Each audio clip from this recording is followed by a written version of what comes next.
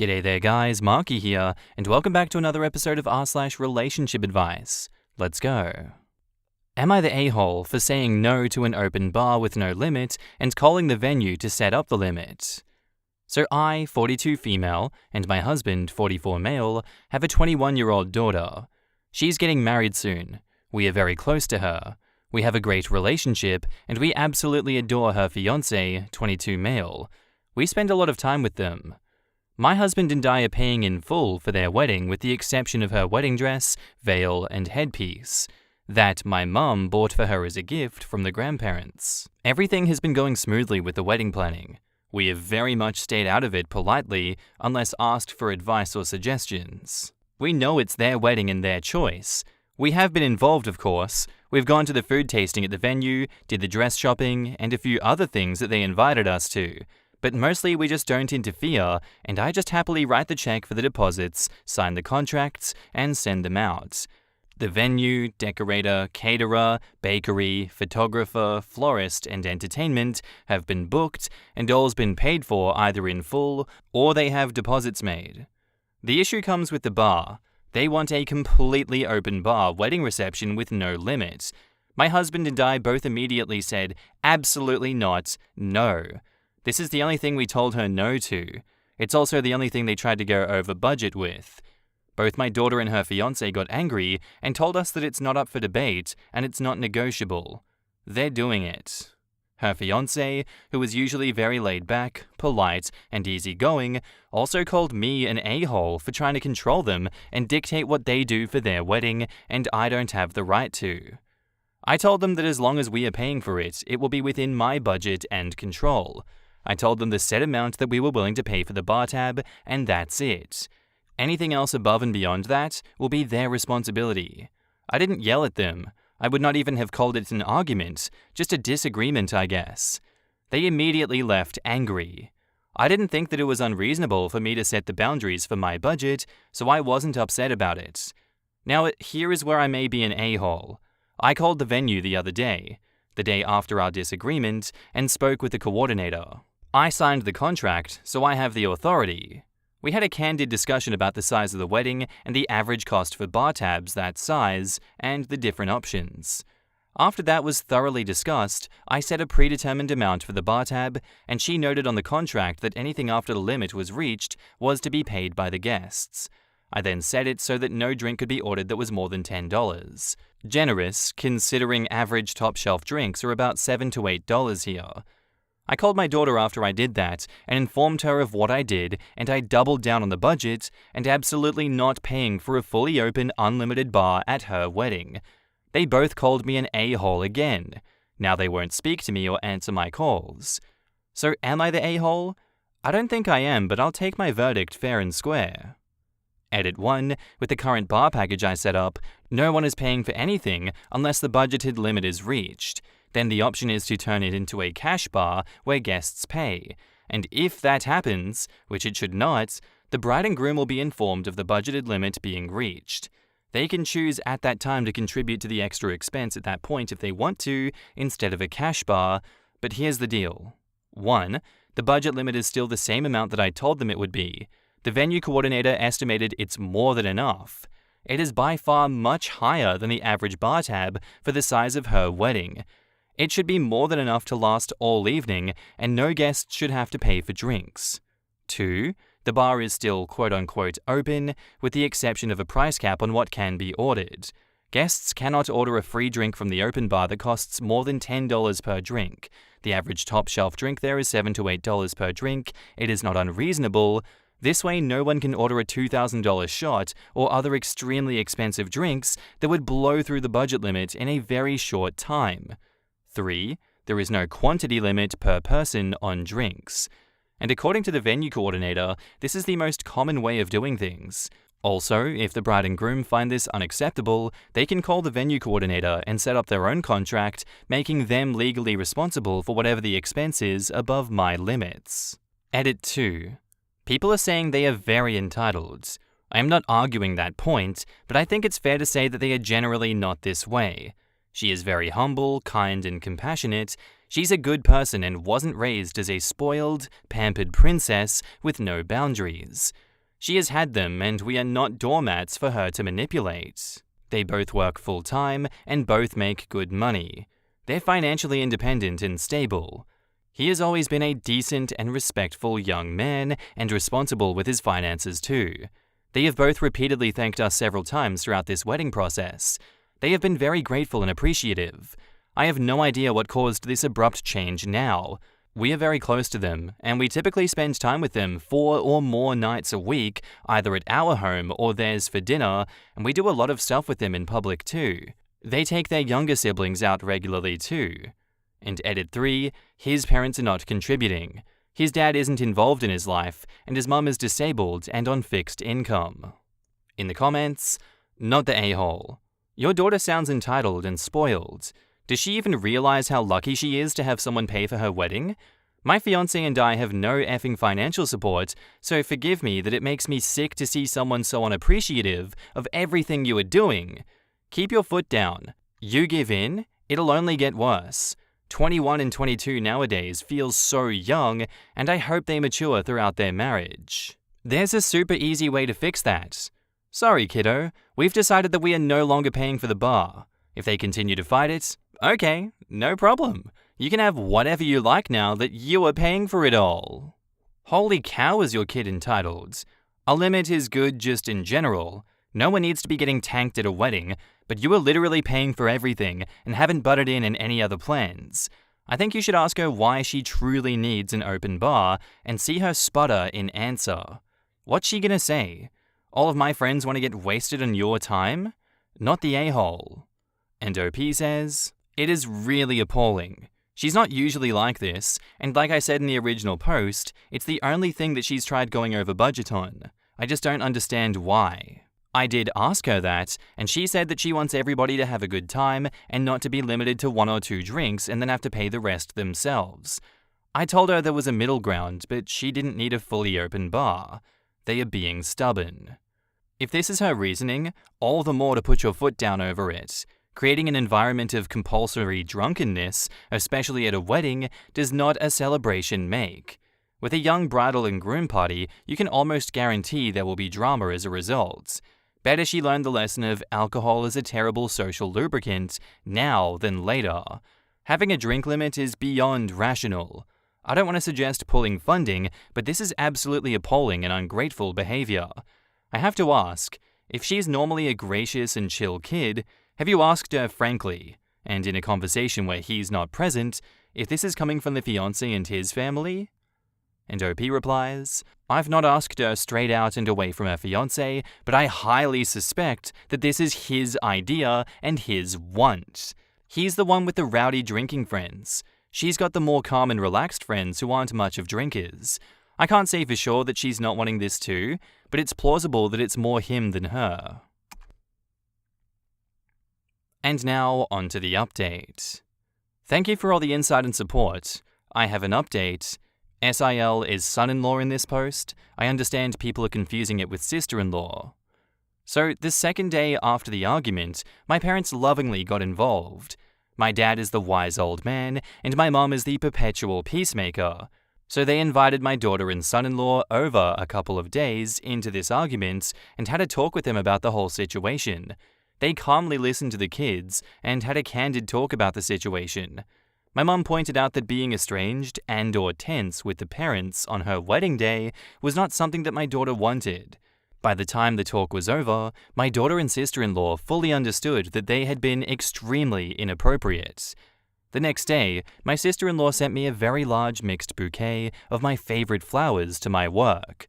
Later that evening, they both stopped by to apologize in person. They brought a nice gift basket of some of mine and her dad's favorite things. They told us that they had both realized the next day, after the argument, that they were rude and disrespectful once they understood what they were doing and that paying for the bar contract was more than reasonable. They said they felt guilty for yelling at me, but at the time were still angry that I made arrangements for the bar contract without them having a say in it. So they continued to just ignore our calls until my dad pointed out that I was well within my rights to do what I did, since my husband and I were the wedding benefactors and I was the sole, legally responsible party for the bar contract. He also pointed out that it was logical common sense to protect the budget, and the bottom line is that while it would have been a courtesy to include them in the conversation because it was their wedding, it ultimately wasn't their business how I negotiated the bar contract, as it was not their money paying for it. He also pointed out that I had been more than generous and reasonable and did not screw them over or humiliate them as hosts, and they realized that's true. So this past weekend was the wedding. It was a beautiful wedding, a fun, happy day. Overall, it was low stress and just an enjoyable day. At the reception, my son-in-law nabbed me for a dance and told me he's very grateful for having me and my husband in his life, as we are the good and stable parents that he didn't have, and that he loves us both. He told me he told my husband the same thing while they were getting ready. My husband was there, and his dad wasn't. It was not lost on him at what good parents we are to him too. As for the alcohol and bar tab, we did not go over budget by a long shot, and everyone had plenty of options and didn't go without. There was a total of one younger man who got completely wasted. He wasn't a fighter and wasn't causing any problems. He had his girlfriend with him, and they had a hotel room rented at the venue, so they let him be. A couple more people were fairly drunk, but not troublesome. So now, they're on their honeymoon, and we're dog-sitting their corgi, and all is good. In the comments, good update. Your actions were very reasonable, and I'm happy your daughter and son-in-law both apologized and realized the error of their ways. Hopefully it was just the stress of everything that got to them. That sounds really good, and honestly I think their initial reaction was more or less hearing the topic with kid ears. I think they interpreted your managing your budget as, I the parent know better than you that you kids are too irresponsible for an open bar, so I'm cutting you off before you barf, young lady. No discussion, the grown-ups have already decided. When I went into the thread, this is also 100% how I heard it. Then she got onto the budget part being the reason, and I was like, oh yeah, duh. This proves that r/am I the a-hole, as a whole, is too prone to suggesting the nuclear option. She isn't a horrible, entitled monster who was too immature to get married, as the top comments are suggesting. She had a couple of bad days. She was probably just stressed out from the wedding preparations or something. We all have bad weeks. None of us is always level-headed and reasonable. We are all assholes sometimes.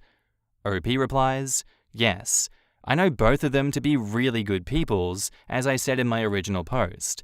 I still understand that as the parent, it's easy to have blinders on sometimes, and only want to see the good in your children. In this case, I'd like to believe that it was just stress and pre-wedding nerves and just an out-of-control misunderstanding that led to so much more nonsense than it ever should have or needed to be.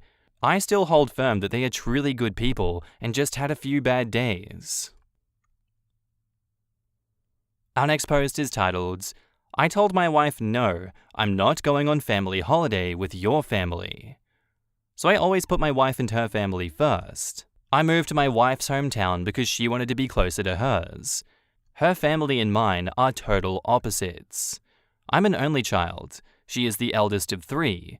My extended family is 4 people, including me. Hers is 30 plus. My family are introverted and don't drink. Hers are super extroverts and booze up whenever they can. My parents are disabled, hers are healthy. Honestly, my family are boring and hers are fun, and I've gotten used to it, and it's horrible to say, but because of being around them so much, I prefer hanging out with her family than I do my own. I always do what she wants. I'm a pushover, but happy wife, happy life, right? Even if it's something that I don't want to do, I do it to make her happy. First dance at our wedding? Terrified, and I didn't want to do one. I don't like being the center of attention, but she cried and I caved in. Christmas? Her family is large, so have a big fun party on Christmas Day, and mine's small and boring, so she doesn't want to be there. Where to live? She wanted to be close to her family, so now mine's a 3-hour drive away and I hardly see them except for birthdays. Well, this year, it's her grandma's 70th, her mum's 50th, and my 30th birthday, so her family have planned a huge family holiday of 25 plus people to be away for 3 weeks to celebrate everyone's birthdays. The catch is that it's not anyone's birthday except mine. We'd fly home one day after my birthday. Obviously, my parents want to see me on my 30th and have said they're upset because, as usual, I'm pandering to her family, as always, and they're being left out again.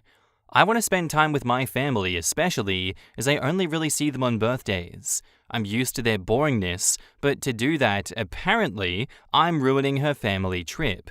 But if I go on the trip, I'm putting my family second again and further damaging that relationship. My parents are older and disabled, and my gran has early onset dementia, so they don't have as much time in comparison to hers.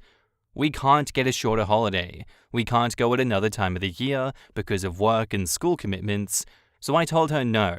For the first time ever, I told her, no, I'm not going. You can, but I'm staying here. I'm an adult. I want to spend my birthday with my family.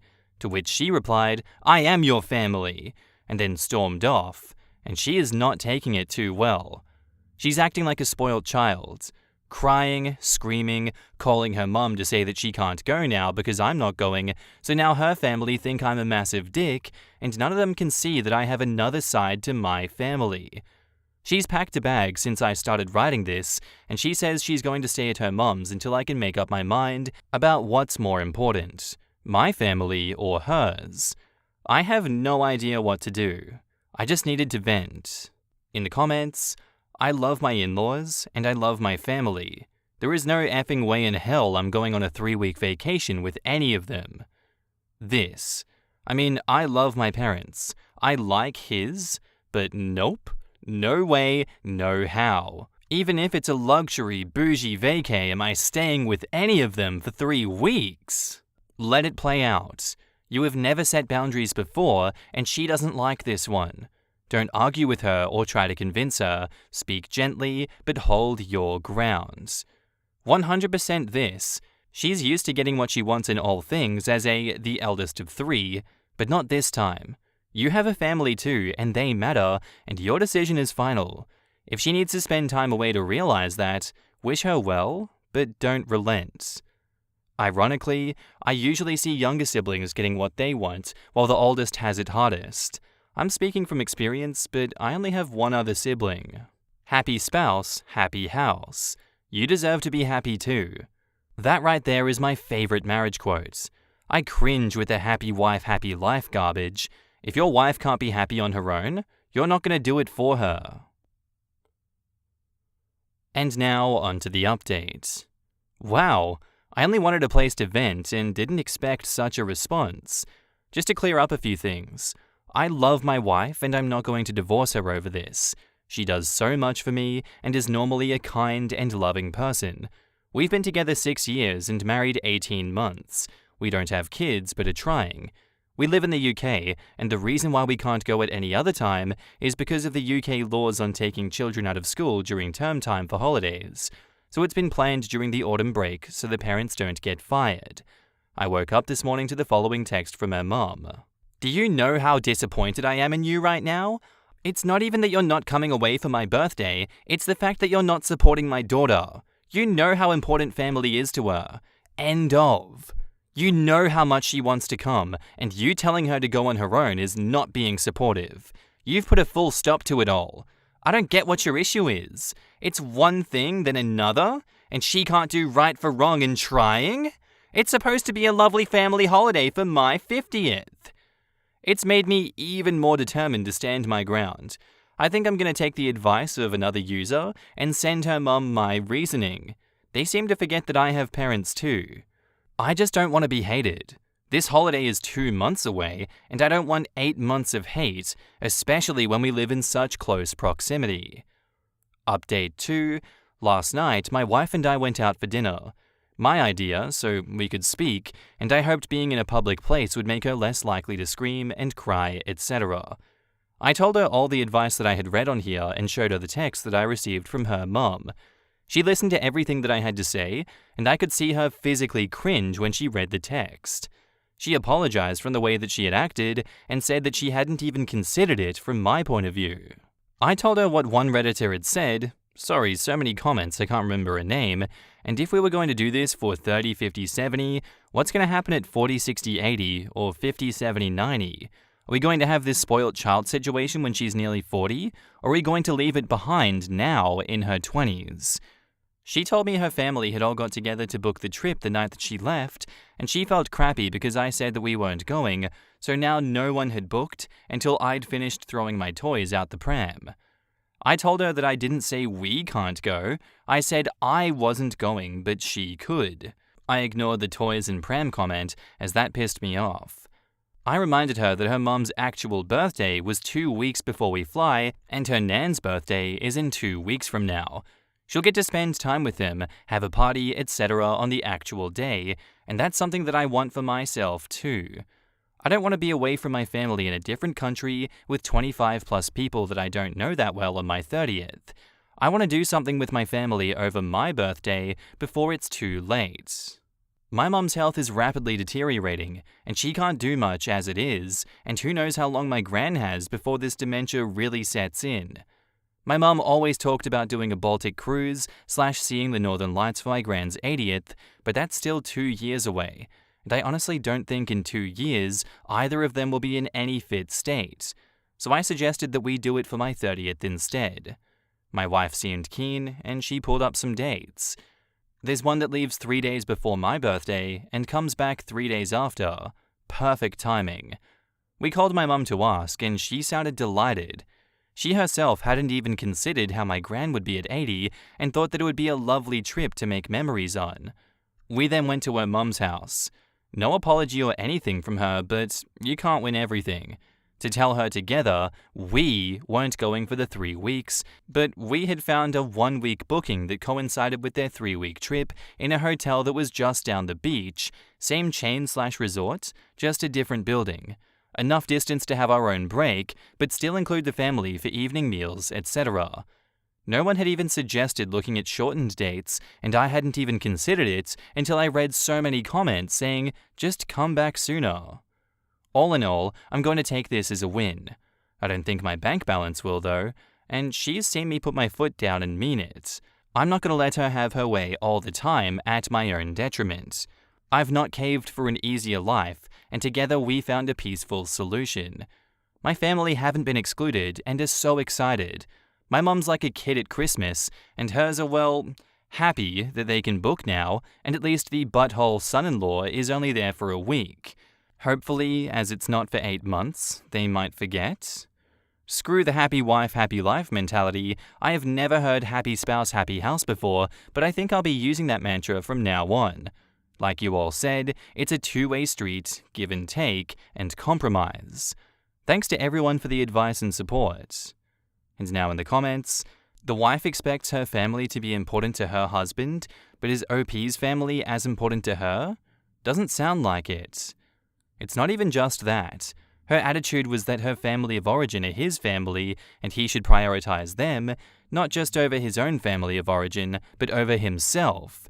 If her "I'm your family" strop cut both ways, then he is her family first too. So his birthday should come first for her, over and above that of members of her family of origin. It's hypocrisy right to the core.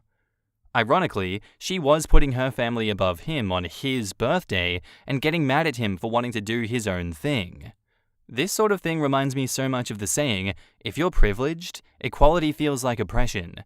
And I think there is definitely a non-malicious way to fall into it, especially if you allow for some grey between perfectly good and right and evil narcissist. You just get used to things, and then those things become the only ones that are in the equation when you decide what to do and what's fair. This family has gotten used to OP always joining them, to the point they probably don't even think about OP wanting to see his parents as an option to consider. The trick to being a good person is, of course, how quickly you can recalibrate once someone mentions those factors that you've forgotten. But I've seen even very good, kind, and reasonable people struggle a bit to take in others' perspectives when they're so used to the one that has been their official one for so long. A more ridiculous example of this might be someone who is used to getting a ride with a friend to work, and now that the friend has decided not to do it one day, they want the friend to pay for an Uber, since they suddenly have an added cost. but there is also tons of tiny situations where someone has built up their calculation of what counts and not, and then has a hard time seeing that the other things might also matter, and that their internal logic won't work once those other things are added. I don't know, I just find this really fascinating, especially how reasonable people, like I think Opie's wife is after all, can still really fall into it. Very spot on.